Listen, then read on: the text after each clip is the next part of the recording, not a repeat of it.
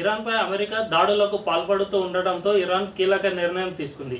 ప్రపంచ చమురు మార్కెట్కు జీవనాడిగా ఉన్న హార్ముజ్ జలసంధిని మూసివేయాలని నిర్ణయించింది. దీనికోసం ఇరాన్ పార్లమెంట్ తాజాగా ఆమోదం తెలిపింది.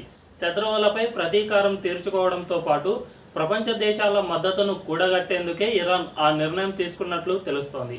అరేబియా సముద్రంలో ఒమన్లోని ముసాండమ్ ఐలాండ్కు ఇరాన్కు మధ్య చిన్న గ్యాప్ ఉంటుంది. దీన్నే హార్ముజ్ జలసంధి అని అంటారు. దీని ద్వారానే ప్రపంచవ్యాప్తంగా రోజువారీ క్రూడ్ ఆయిల్ అవసరాల్లో 20% రవాణా జరుగుతూ ఉంటుంది. ఇది ఎంత ఇరుకైందంటే కొన్ని చోట్ల ఇది కేవలం 33 కిలోమీటర్లు మాత్రమే ఉంటుంది. ప్రతిరోజు 2 కోట్ల బ్యారెళ్ల క్రూడ్ ఆయిల్ ఈ జలసంధి నుంచే వివిధ దేశాలకు వెళ్తూ ఉంటుంది. Saudi, Iran, UAE, Kuwait, Iraq నుంచి క్రూడ్ ఆయిల్ ఎగుమతులు ఇక్కడి నుంచే ఎక్కువగా జరుగుతాయి. అంతేకాదు భారత్ క్రూడ్ ఆయిల్లో 40% హార్ముజ్ జలసంధి ద్వారానే రవాణా అవుతుంది. ఇప్పుడు దాన్ని మూసివేయడంతో భారత్లో పెట్రోల్ ధరలు భారీగా పెరిగే అవకాశం ఉంది. ఇప్పటికే రష్యా నుంచి క్రూడ్ ఆయిల్ దిగుమతులు పెంచిన మోదీ సర్కార్ ఈ గ్యాప్ను కవర్ చేసేందుకు ప్రయత్నిస్తోంది.